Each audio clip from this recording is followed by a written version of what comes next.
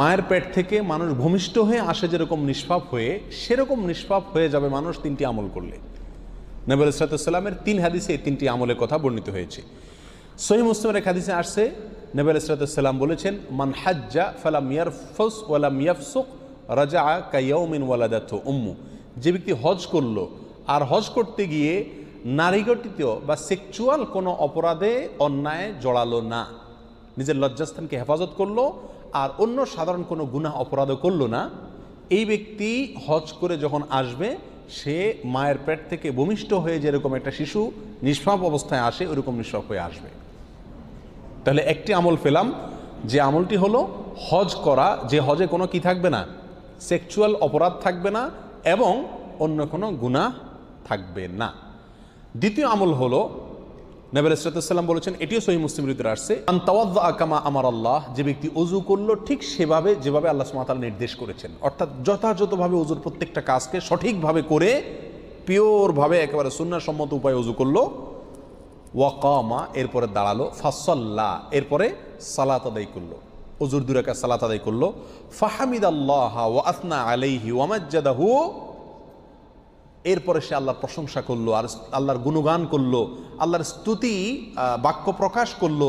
আল্লাহ তাকে অনেক নিয়ামত দিয়েছেন, এই যে সালাত, এই যে ওযু, এই যে ইসলাম, নিয়ামত দিয়েছেন আল্লাহ তাআলা। এর জন্য আল্লাহর কাছে একবার অন্তরের গভীর থেকে আল্লাহর প্রতি প্রশংসা প্রকাশ করলো, আলহামদুলিল্লাহ বলল, আল্লাহর স্তুতি এবং গুণগান সে প্রকাশ করলো, বলল ওয়াফাররাগা কলবাহু লিল্লাহ, আর তার অন্তরকে আল্লাহর জন্য খালি করে নিল। আল্লাহর জন্য খালি করা বলতে অন্তরে দুনিয়ার বড়ত্ব, দুনিয়ার মোহ, দুনিয়ার নেশা, কোনো কিছুর প্রতি টান, যত কিছু থাকে সব কিছুকে তুচ্ছ করে আল্লাহ সুবহানাহু ওয়া তাআলার ভালোবাসা, আল্লাহর আনুগত্য, আল্লাহর প্রতি ঈমান, আল্লাহর প্রতি ভালোবাসা, এটাকে অন্তরের সর্বোচ্চ মাত্রায় স্থান দিল।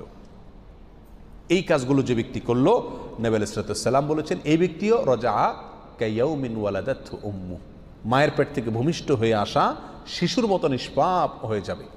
3 নম্বর আমল হলো, আল্লাহ সুবহানাহু ওয়া তাআলা বলেছেন হাদিসে কুদসিতে, ইযাবতালাইতু আবদাম মিন ইবাদি, আমি যখন আমার কোনো ইমানদার বান্দাকে কোনো একটা বিপদে ফেলি, কোনো একটা মুসিবতে ফেলে তাকে আমি পরীক্ষা করি, ফাহামিদানি ওয়া সাবারা আলা মা বালাইত, এরপরে যদি সে আমার প্রশংসা করে ওই বিপদে পড়েও এবং সবর করে, আমি যে বিপদ দিয়েছি সেই বিপদে খুশি মনে যে আল্লাহ আমাকে পরীক্ষা করছেন, এই চিন্তা থেকে সবর করে এবং আমার প্রশংসা করে, তো নবী আলাইহিস সালাম বলেছেন, এই ব্যক্তিও রাজাআ কায়াউমিন ওয়ালাদাতহু উম্মু, মায়ের পেট থেকে ভূমিষ্ঠ হয়ে আসা শিশুর মতো নিষ্পাপ হয়ে যায়।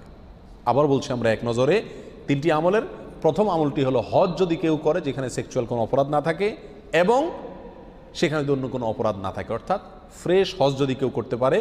2 নম্বর হলো যে ব্যক্তি ওযু করে সুন্নাহসম্মত উপায়ে সঠিকভাবে, এরপরে সালাত আদায় করে, এরপর আল্লাহর প্রশংসা করে, গুণগান বর্ণনা করে, এরপরে অন্তরে আল্লাহ সুবহানাহু ওয়া তাআলাকেই একমাত্র স্থান দেয়, আল্লাহর জন্য অন্তরকে খালি করে, অন্য সব কিছুকে তুচ্ছ করে ফেলে নিজের অন্তর থেকে, এই ব্যক্তিকে আল্লাহ সুবহানাহু ওয়া তাআলা ওই নিয়ামত দান করেন, অর্থাৎ মায়ের পেট থেকে বিমুষ্টি হয়ে আসা শিশুর মতো মাফ করে দেন। আর তৃতীয় হলেন ওই ব্যক্তি যে ব্যক্তিকে আল্লাহ সুবহানাহু ওয়া তাআলা পরীক্ষা করলেন, কোনো বিপদ দিলেন, কোনো মুসিবত দিলেন, ওই মুসিবতে পড়েও সে আল্লাহ সুবহানাহু ওয়া তাআলা প্রশংসা করে এবং সবর করে, এই কথা চিন্তা করে যে আল্লাহ আমাকে পরীক্ষা করছেন, তো এই ব্যক্তিও মায়ের পেট থেকে ভূমিষ্ঠ হওয়া শিশুর মতো নিষ্পাপ হয়ে যায়। তৃতীয় হাদিসটি মুসনাদ আহমদে বর্ণিত হয়েছে আর প্রথম 2টি হাদিস সহিহ মুসলিমে বর্ণিত হয়েছে। আল্লাহ তাআলা আমাদের সবাইকে আমলগুলো যথাযথভাবে করার তৌফিক দান করুন।